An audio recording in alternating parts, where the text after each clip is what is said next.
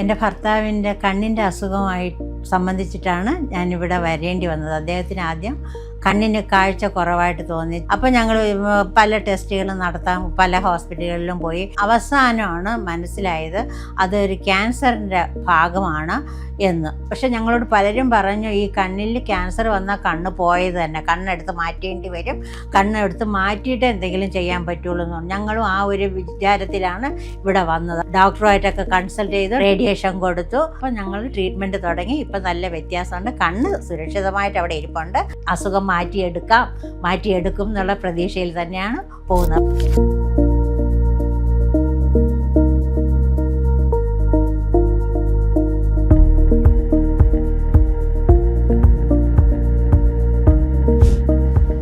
Cancer എന്ന് പറയുമ്പം തന്നെ നമുക്ക് വളരെ പേടിയുള്ളൊരു കാര്യമാണ്. അത് കണ്ണിൽ ക്യാൻസറാന്ന് പറയുമ്പം അതിലേറെ ഒരു ഭയാനകമായ ഒരു കാര്യമാണ്. കാരണം എന്ന് വെച്ചാൽ ഈ കണ്ണെന്ന് പറയുന്ന വളരെ സെൻസിറ്റീവ് ആയിട്ടുള്ളൊരു ഓർഗനാണ്.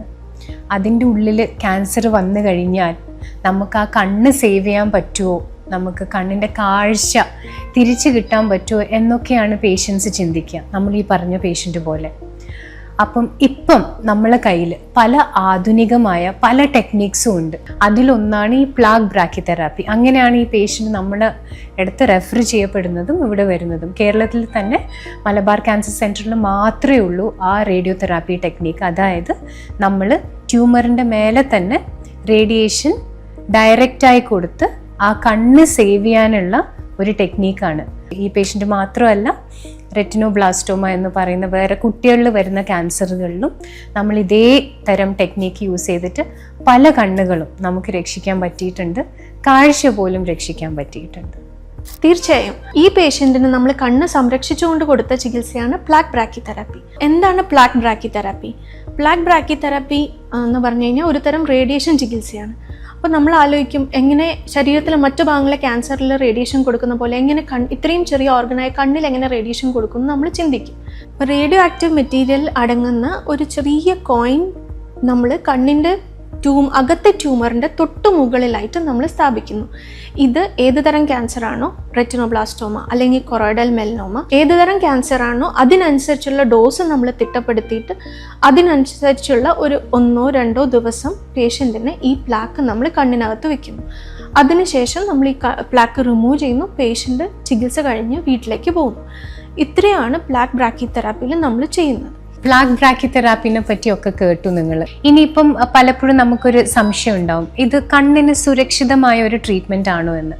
100% വലിയ റേഡിയേഷൻ ഡോസ് കണ്ണിൻ്റെ പല ഭാഗങ്ങളിലും പോയിട്ട് ഹിറ്റ് ചെയ്യാതെ ആ ട്യൂമറിനെ മാത്രം ടാർഗറ്റ് ചെയ്ത് ഹിറ്റ് ചെയ്യുന്ന ഒരു ട്രീറ്റ്മെൻ്റ് ആണ് ഈ പ്ലാക്ക് ബ്രാക്കിതെറാപ്പി. അപ്പോൾ ഓഫ് കോഴ്സ് ചെറിയൊരു റിയാക്ഷൻ ഉണ്ടാവാം, കണ്ണിലെ തിമിരം ചിലപ്പം പെട്ടെന്ന് തന്നെ വരാം റേഡിയേഷൻ വഴി.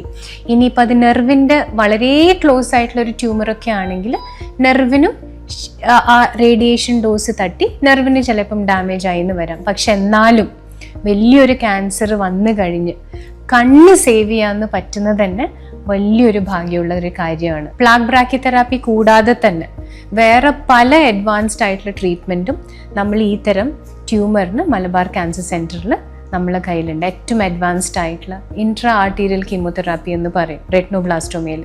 അതുപോലും ഫസ്റ്റ് നമ്മൾ കേരളത്തിൽ മലബാർ ക്യാൻസർ സെൻറ്ററിലാണ് വന്നിരിക്കുന്നത്. ഏതൊരു ക്യാൻസറും നേരത്തെ കണ്ടുപിടിച്ചാൽ നമുക്ക് ജീവൻ രക്ഷിക്കാൻ പറ്റും. കണ്ണിനകത്തെ ക്യാൻസർ ആണെങ്കിൽ നേരത്തെ കണ്ടുപിടിച്ചാൽ നമുക്ക് ജീവൻ മാത്രമല്ല കണ്ണും കാഴ്ചയും സംരക്ഷിക്കാൻ പറ്റും.